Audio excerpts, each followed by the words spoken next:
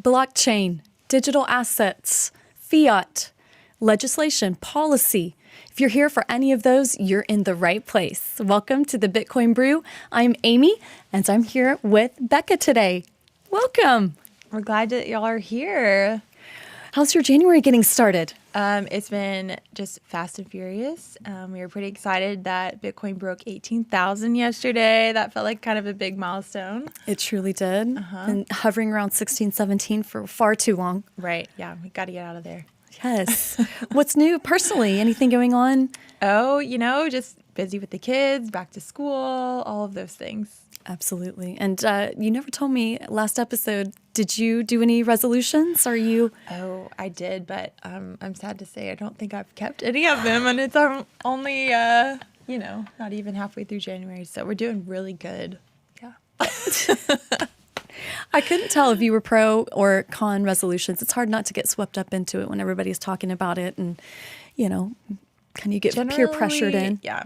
I feel like generally, yes, I am. But now it's like, you know what? We're just going to do our best. Yes. So well, I feel like I've missed you because we haven't sat down like this since, what was it, right at the end of December? Yeah. Right before Christmas. I know. It's been too long. Yes, it has. So, yes, it has. Yeah. Well, this week in the Bitcoin market, we saw, as Becca said, Bitcoin reach the $18,000 threshold, driving it to the highest level we've seen in 3 weeks.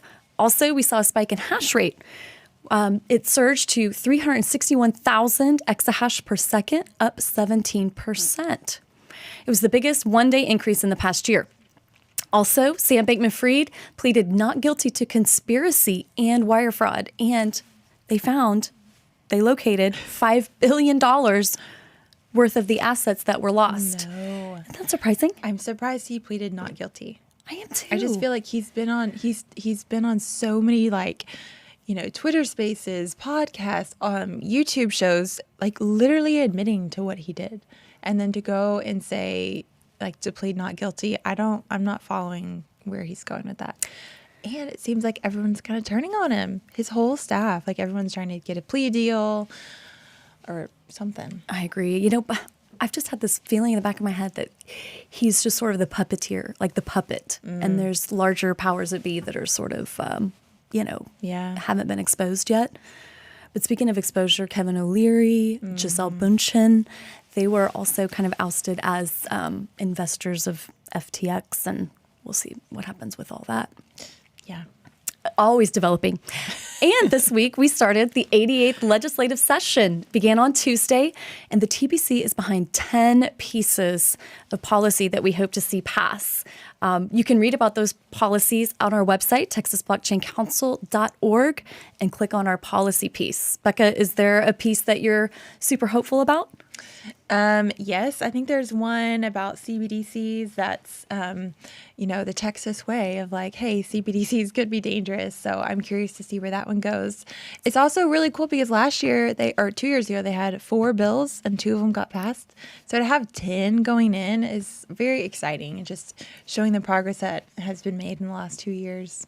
Absolutely. And I mean, it is also evident of the regulation that is needed because of not only FTX, but Terra Luna and everything going on. Absolutely. Becca, could you angle the mic towards your mouth a little bit? Oh, yeah. Like this. Yeah. Okay. So what are we talking about today? Well, we've got some good topics. Do you want me to go ahead and do this? I can do it. We're covering a project between Fedi and Epic. We're also talking about a hierarchy of Bitcoin hodlers with a bit of a marine biology twist. Also, Jerome Powell's surprisingly pro-Bitcoin remarks and some mining data that was made evident after the cold snap we experienced here in the U.S. Let's get started.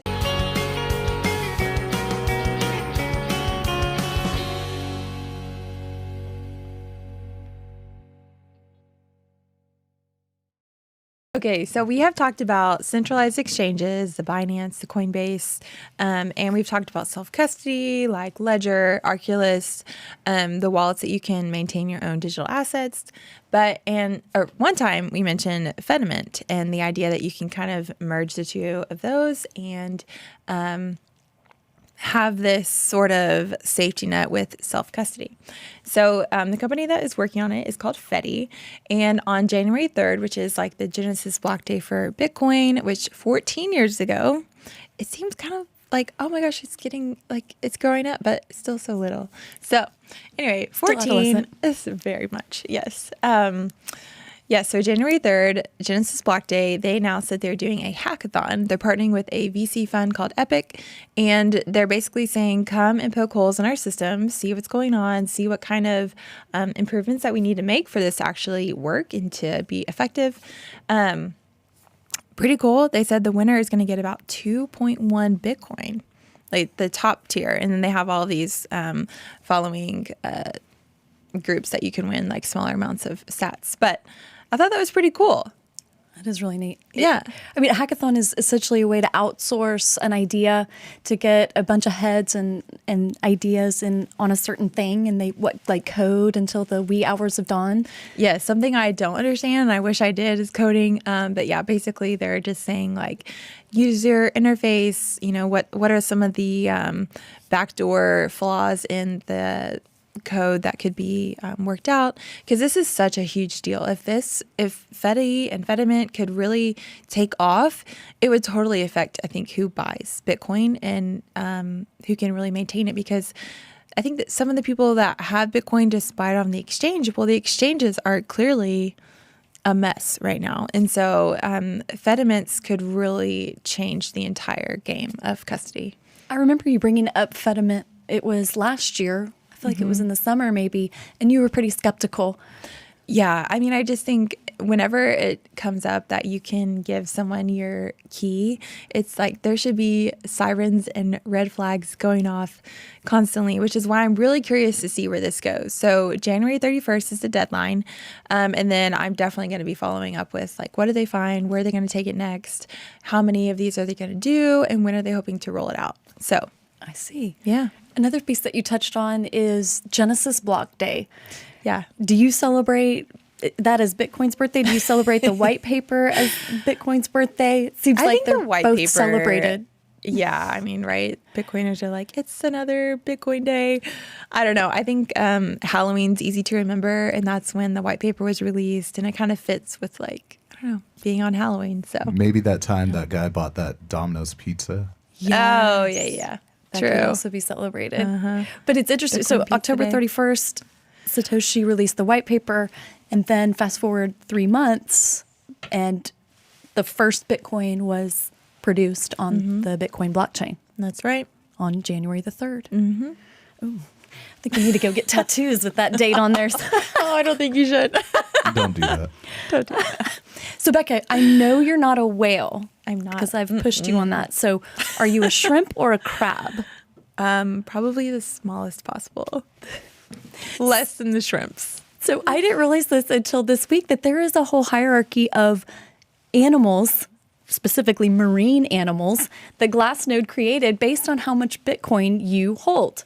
And I wanted to highlight, first of all, the hierarchy, but also kind of what's going on in the ecosystem at the end of Q4. So I want to start with the bottom feeders, the shrimp. These are people that hold less than 1 Bitcoin, and they have recently added 96,200 Bitcoin over the last 30 days, and they now hold over 1.21 million Bitcoin. This is significant because that's 6.3% of the coins available. So we do see people accessing, getting in, and buying Bitcoin right now. Pretty exciting. Then once you have more than 1 Bitcoin, but less than 10, you grow claws and you're considered a crab. Crabs have accumulated 191,600 Bitcoin over the last 30 days. Now let's go to the top of the hierarchy, to the whales. Whales have over 1,000 Bitcoin, and they have been dumping over 6,500 Bitcoin in the same time period. So at the very top of the food chain are exchanges and miners. Unfortunately, they didn't give them any, they don't have an animal that correlates. I'm like, why couldn't they be an orca? Or, you know, I feel like we need some sharks of some kind. Oh, for sure. Yeah. But we're seeing some significant findings out of exchanges and miners too. First of all, exchanges, a record level of coins have been removed off of exchanges recently. And we've been trying to warn our viewers about that to move yours as well. Bitcoin miners also in a bit of a pinch. They're selling at a rate not seen in 7 years. With the energy costs rising and Bitcoin price falling, they're really feeling the pinch right now. So what's your thought on this whole ecosystem? What are your thoughts? I think it's really cute. I think they need like a seahorse and I don't know, add some more in there. I don't know. Maybe they do have them. I didn't see. Oh, here we go. No, I don't see a seahorse on there. Oh, they do have a shark. Okay. And they have a humpback whale. Okay. Well, good for them. Good job, guys. Yeah, I think it's really cute. And yeah, I don't know. Well, how would you classify yourself? I'm definitely shrimpy. Okay. Bottom of the ecosystem here, but that's a good thing. The more shrimps there are, that means the more decentralized the network is, the more for the sure. merrier. Is there like a krill or a plankton? Yeah, right? There should be. There really should be. So anyway, get a Little Mermaid vibes going this morning. Yes, we do need a mermaid on there for all the women. Yep. Okay, so along the what you were just talking about, we're gonna backtrack a little bit. Do you give your kids an allowance? Our kids are about the same age. They do not earn allowance. I kind of expect them to do certain things. Yeah, true. But they do earn money should also from do like that. birthday presents, Christmas, that sort of thing. Okay, yeah. So yeah, same at our house. Sometimes we will kind of bribe them with like a quarter, like, hey, can you fold these clothes? We'll give you a quarter. I mean, we know that you can't buy anything with a quarter, but they're like, sure, we got money. Anyway, they have little money jars, and the tooth fairy, though, is like big payday because they get $1 per tooth. So we asked around, we were like, hey, what's the general, payday for teeth? And everyone said $1. I don't know. What do you guys do? It's been a while since Jack lost a tooth. I feel like it was more than that. I think he got a 5. Oh my gosh. I know. All right. I know. Now you're having me rethink Hey, this. oh gosh, don't fall out of my chair. Okay, so the other day I was on Twitter, of course, and I came across this article. It's actually a transcript by Jerome Powell, who is chairman of the Federal Reserve, and it was on January 10th of this year, which I was kind of shocked to learn that it was just so recent. So in my opinion, he makes the case for Bitcoin without ever mentioning Bitcoin because he's clearly going to be anti-Bitcoin. So he has this very long transcript, several points. I'm going to go down to the third point, though, and read this off. He says, we should not wander off to pursue perceived social benefits that are not tightly linked to our statutory goals and authorities. So it's important to remember that the Federal Reserve is not necessarily a government agency. They are very closely related, obviously, but they're there to raise rates and maintain inflation. So the thing that I didn't realize, going back to our kids, money jars, is that inflation helps the rich, right? Because if you have assets and you have inflation, they're only going to go up in value. So like stocks or houses or, Bitcoin. And so people who are living more paycheck to paycheck, like our kids, they have that one set thing that they can earn. Whenever there's inflation, really what's happening is their dollar that they have is now worth 90 cents because we were almost like 10% inflation this year. And what's happening is that that's going to go to our assets. So as like the parents, if we both own houses, then our houses are going to go up 10% or more. And so if you break that down and put it into a real world situation, what Bitcoin does is it elevates humanity and it really just levels the playing field and gives everyone a fair chance. Because if you don't have a third party, the Fed, manipulating money, which I understand why it was created and their original goal, but I feel like at this point it's gone out of hand, it's gone too far, and really what it does is it keeps people who are living in poverty or below poverty line, it's almost impossible to get out. And so Bitcoin education, I think, is just key. And I think that's why I'm excited about hearing about the shrimps and the vitamins. Is like all of these things working together could really improve the lives of kids everywhere, and families and working parents. And there's just so much that could be done. And I think, honestly, it's like being an owner and what you have is just, it's going to help bring up, I want to say the world, but that seems extreme. I don't know. I think it's a very positive trajectory. That's a very interesting. No, I love that take. And it makes me wonder. I mean, Jerome Powell, we associate him with all the rising rates, comes out, makes the announcement, and then he kind of disappears for a while and we see him again. But we're not talking about raising minimum wage. And I think that needs to be taken into account to help the people that you're describing. Oh, for sure. It's still at what, $7.25, which is absolutely ridiculous. Man. I mean, that's like a gallon of milk right now. Yes. Grocery prices, everything's just going up. Yeah. I didn't know that. Today I learned that the Fed is not a government entity. They are separate. I think they're appointed by the government, but the agency itself is not. So, well, thank you. I know. So I don't know. Are you going to increase your Tooth Fairy's rates or no? They're staying status quo. No. So I would like to highlight an interesting finding that has come to light recently after the cold snap that we experienced here in Texas and in the north. The global hash rate was decreased by 40% during this storm. Here in Texas, that amounted to around 1,500 megawatts, which is enough power to light up, to fuel 1 million homes. Over that, 1,500,000 small homes.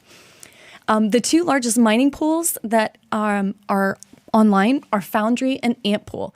And for a snapshot of their market share, we observed that Foundry USA mined 357 blocks, whereas Antpool mined 325 blocks. This was in a 10-day period. So this breaks down to 26.98% for Foundry and 24.5% for Antpool. Add that up, you get 51%.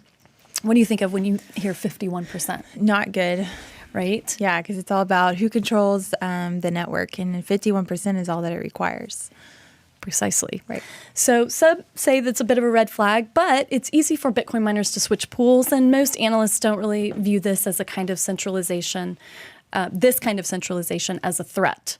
Having multiple pools in various geographies is a good thing, but I wanted to dive in a little bit about the business models. First of all, Foundry is the largest Bitcoin miner in North America. And aside from mining, they offer equipment financing and procurement. By the end of 2020, Foundry helped procure half of the Bitcoin mining hardware in North America.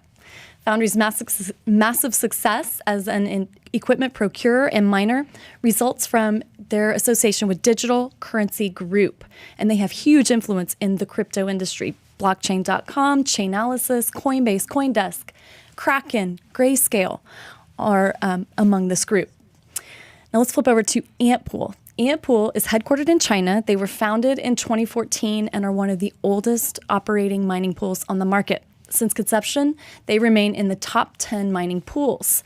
Antpool's success is a perfect vertical integration.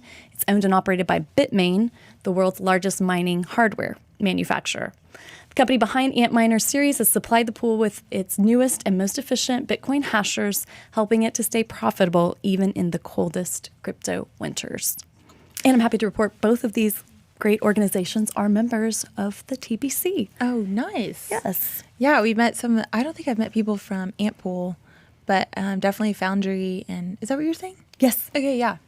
So I think it's super interesting, though, because DCG has come under fire recently because of their founder, and they have, I know I was reading this yesterday, like the Genesis group is like maybe gonna go under, and there's like all these things coming out about the money locked up and other companies getting involved.